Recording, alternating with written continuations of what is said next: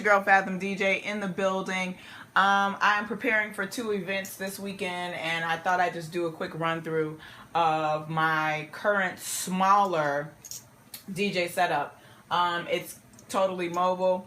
In past videos I've referenced of course the Vestax VCI 300 MK2, which is a vintage now 5-year-old controller, and it comes with the effects board on the side. Of course everything is in one now, but this is the way that I purchased it when I purchased it. The Yamaha mg06x, the MacBook Pro Retina with the Uber stand, and in the back these 2 girls, the JBL 615's. So I just thought I would give you a quick run of what this particular setup is doing together.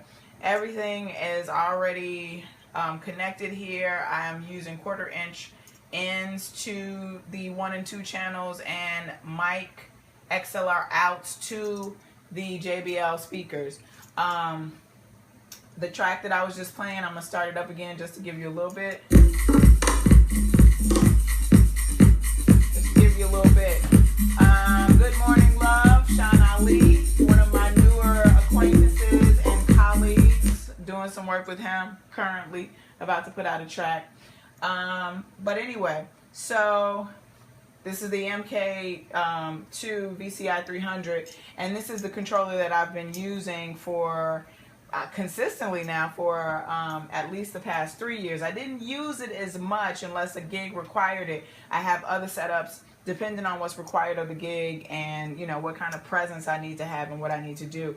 I select this a lot more than not because I'm doing some private events, smaller events, and it's quicker for me as one person, as a female, to be able to just pop stuff in and get it going here. Of course, when I do bigger setups with 1200s or CDJs, it requires a little more muscle and work. Not that I'm not used to doing it, haven't done it before, but if I can make things easy and quick and effective, then I'm going to go with this board. Interestingly enough, I am going to be transitioning back to CDJs, specifically because I just got back from Atlanta, and in traveling I noticed it's a lot easier to do CDs and thumb drives when you're having to carry all of this stuff.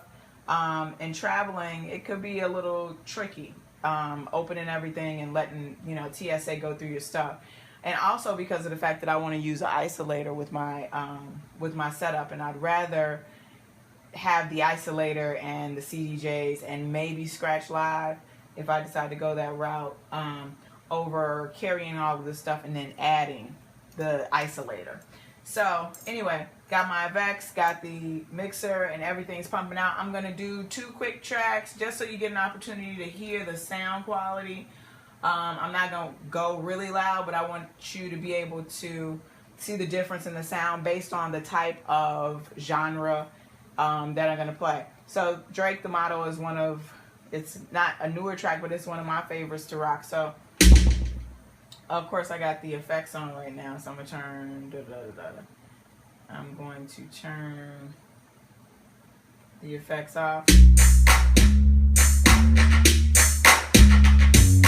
Mind you, I am not,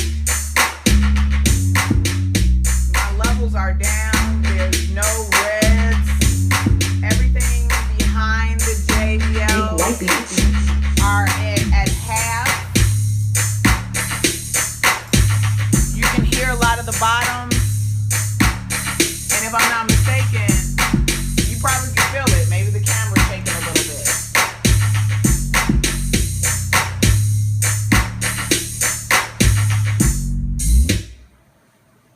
Alright, just for the record, I don't know. Maybe I'll go, let's do an older file that may not be like 320. Something dated, soulful, down tempo. Yeah.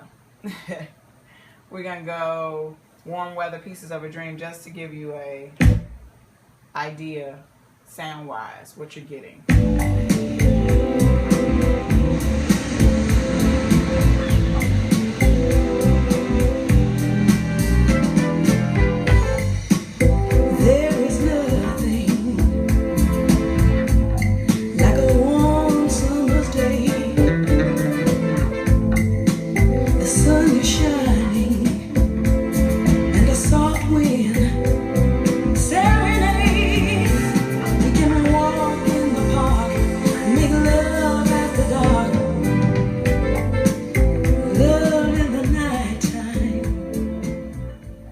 So there you have it. I had to throw a little old school soul up in that joint. So anyway, that's just kind of an overview of what I normally give when I'm setting up for a private event or a small event or what have you. And these are the devices that I'm connecting together. Just an overview. I'm probably going to break things down a little more in another video, but I wanted to give you a feel for what happens as it stands with this particular setup. And look at the table that it's on. Like, it's a super small table going out. You can totally fit this in smaller spaces if you need to. And as for now, it's worked very effectively and efficiently. For me personally, of course, there's the USB port over here that I have plugged into my WD passport drive, and also plugged into the effects controller for the DJ controller, and that's going into my USB over here. And then over here, of course, we have the main USB that goes into the controller itself, because it has to be powered. I also decided to add power to the MK2 controller. It adds to the amplification of the device or the controller, as well as just creating some more stability for it, because you really just kind of never know. So like I said before, with the Yamaha mg06x, you can add other devices, other sound into these ports, so that you have a little something to play with just in case you have any issues. I don't want to make you feel like you're gonna have issues with this device, with this controller, but I always like to be prepared.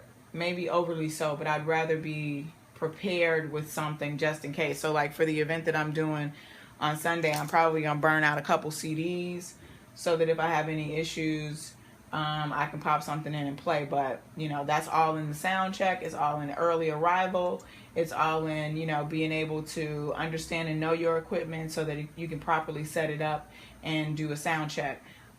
So that's what's up for me today. Fathom DJ in the building, doing a little sound checking, doing a little practicing. People, practice. DJing is an art. DJing is a practice. We practice so that we're prepared for events and possibilities. Podcasts is a way of practicing, getting your routine together.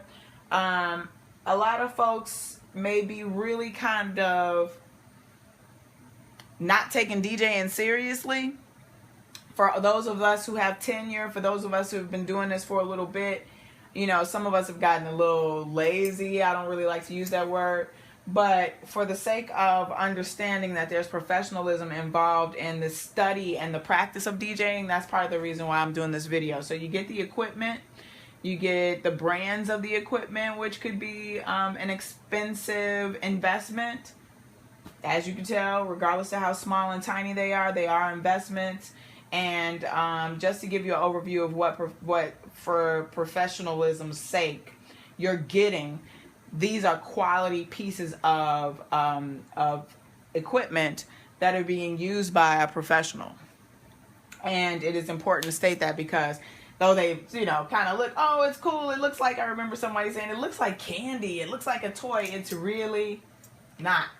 It's really not a toy. It's really something that people make a living off of. And we need to address the sound engineering of it, as well as just the mixing and the practice of DJing, so that people understand exactly what's happening behind the decks. I need you to have this education. It's part of my legacy. It's part of my understanding and me being self-made as well as self-taught. I'm not gonna ramble anymore. Fathom DJ in the building. Space.